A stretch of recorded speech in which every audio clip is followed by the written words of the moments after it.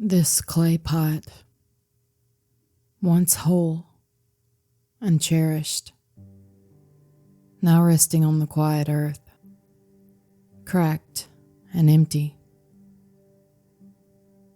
open to sun and rain alike.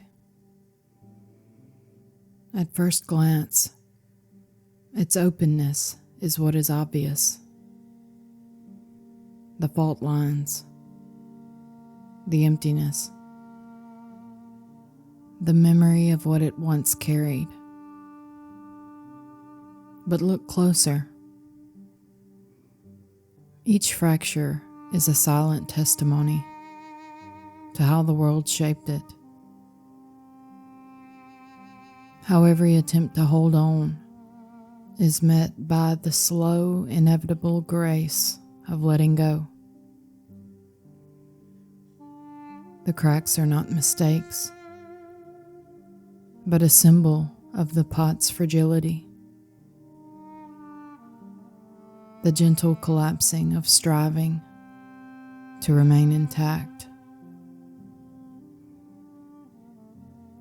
Is this pot now less because it cannot hold water? Or can it now hold the whole sky?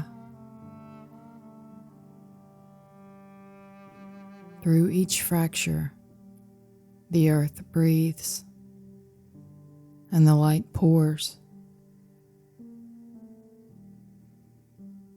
Being broken and empty is not to be feared, but is to finally be available,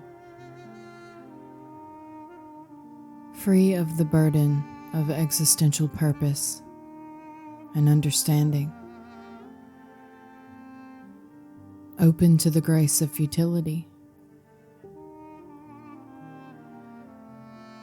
We have the potential to see this pot for what it is, no longer resisting erosion or emptiness. In its natural surrender, it becomes intimate with all things: sun, soil, root, and rain, returning to the ground from which it never left.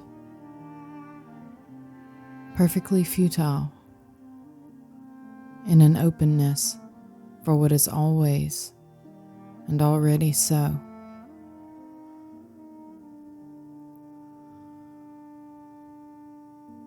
There are times when we linger here in the quiet ache of futility, not necessarily because we are sadistic, but as a kind of merciful repose, a hush beneath the noise of striving, a somber reverence, a stopping long enough to see what's always been here, even after many years or even decades of avoiding this recognition. There's a luminous melancholy in this, isn't there? A subtle sadness in realizing that all our effort, all the plans for the future that never quite arrive, all the reaching for a better self, all the stories of becoming, are like desperate, innocent little hands grasping at mist.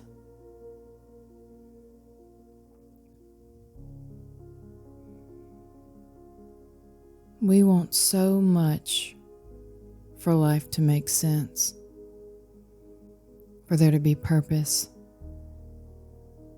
and attained worthiness,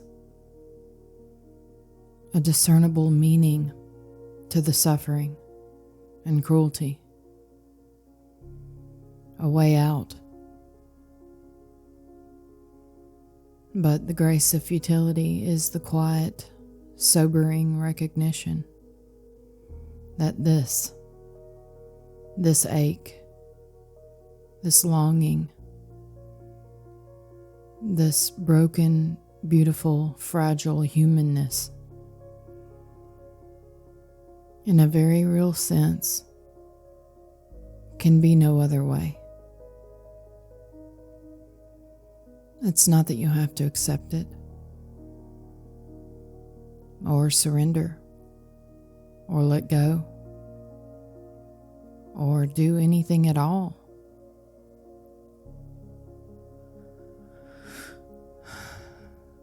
Already, this is so. Already, life is exactly as it must be, with or without your permission, your understanding, your resistance. There's a tenderness in facing this, a kind of mourning of the dream of control, for the fantasy that you could shape reality to fit your preferences. And yet there's a relief too, a softening in the chest, a loosening of the jaw, a sense that maybe, just maybe, you can stop fighting the relentless tides. Notice the subtle ways we avoid this seeing, the little strategies, the next spiritual insight,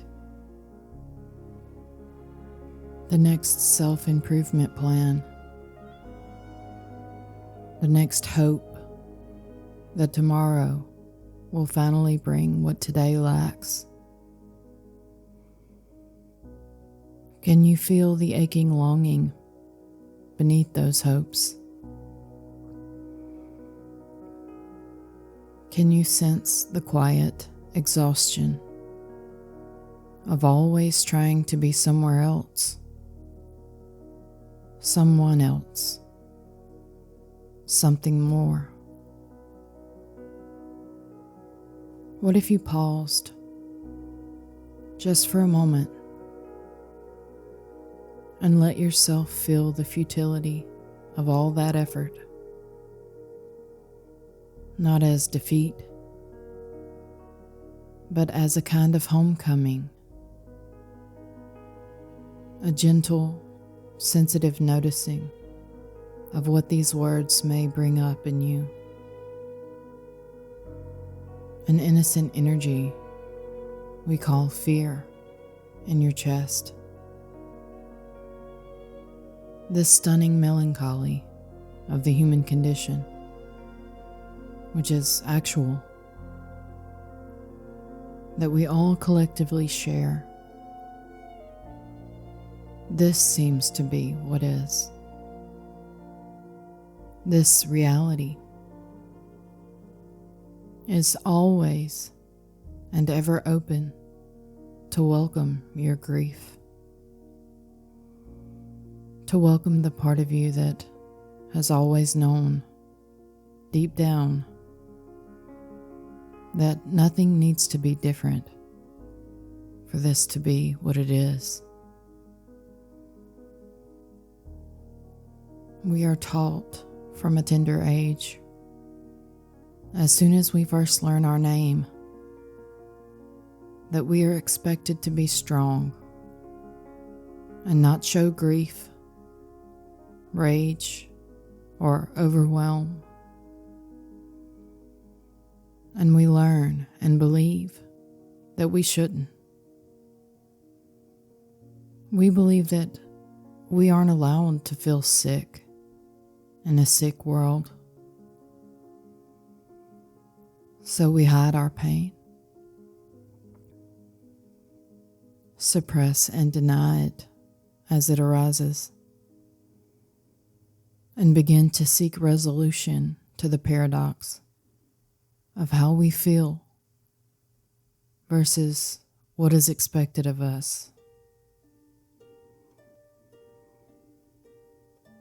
Naturally, deep subconscious psychological coping mechanisms form. And these are meant to protect the idea that there is one who can control life. And I am that one. Because without control, there is no choice to be a good little girl or boy, to be worthy of life and love.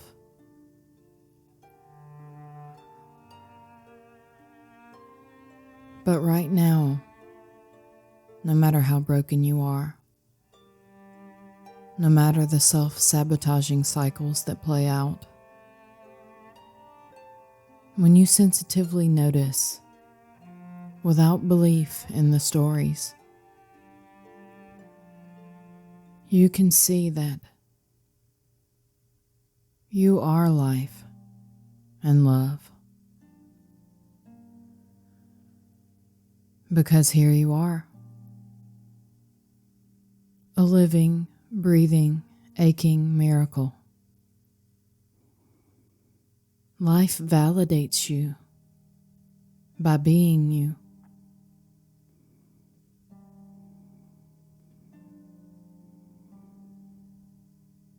There's an unexpected grace in futility. The last place we suspected to look for peace. How ironic. There is a merciful compassion that can finally come from within.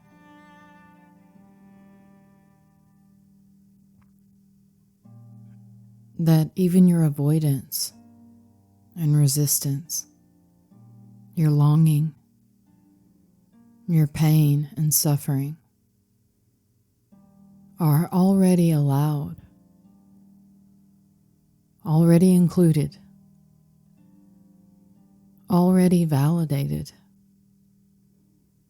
And when they express, already so. There is an unexpected love that gives us permission to be these fascinating, broken beings without the constant grasping of personal filters. We can intuit overwhelming beauty in the striving of life. You're a survivor, despite the trauma. Your very longing is a radiant dance. When you see a community reassemble after a devastating natural disaster, many people try to help and rebuild. They pray, donate, and bring water and food for the affected. This is the beauty I'm speaking of. The beauty of enduring despite our trials. You don't have to force yourself to see this. It is. Whether we recognize it or not, you don't have to make peace with it. The melancholy is the grace. The ache is the love. Sometimes futility can feel like a closing door. But look closer. There is no door. Only this boundless room you never truly left. You can rest here in the bittersweet, brutal authenticity of being human. You can let the sadness wash through. Give the disappointment room to breathe. Notice that the longing is already free. Nothing is required. No state to achieve. No lesson to master. This is already so.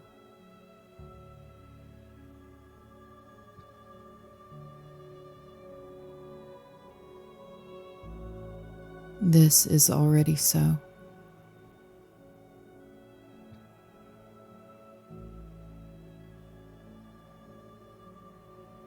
The grace of futility is not a prize for the wise, not a secret for the awakened.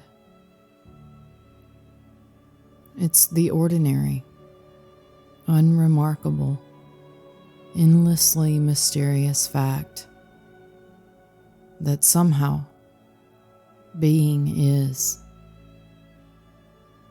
and life is as it is, and whatever you are as you are, without needing to be anything else.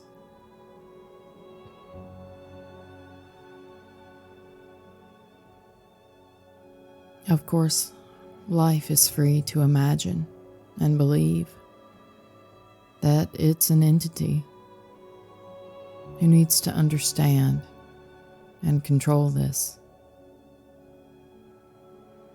But do you really?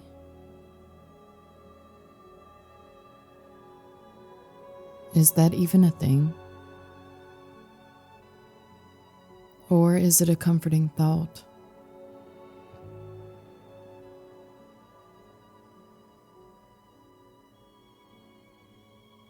So if you find yourself weary from the search, tired from the effort, aching for rest, rest and let yourself feel it all. Hold compassion for the innocent feeling of melancholy. Let the futility burn you alive. Let go of what you think grace looks like. And stop running from yourself. You can stop, but only if you want something truer than your base instinct to survive psychological death. And if you notice yourself reaching again for meaning, for certainty, for escape, smile softly and laugh at the cosmic joke that this too is already included, already fully actual, as fleeting as it is. There is a subtle beauty in this futility, a quiet, compassionate invitation to stop, to breathe, to resonate with everything as it is, even the resistance.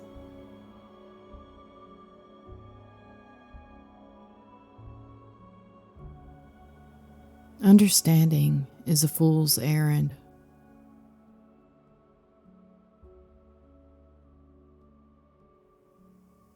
You will never arrive to where you can't escape.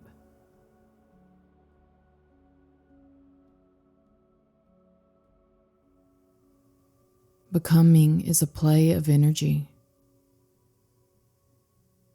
but energy never becomes.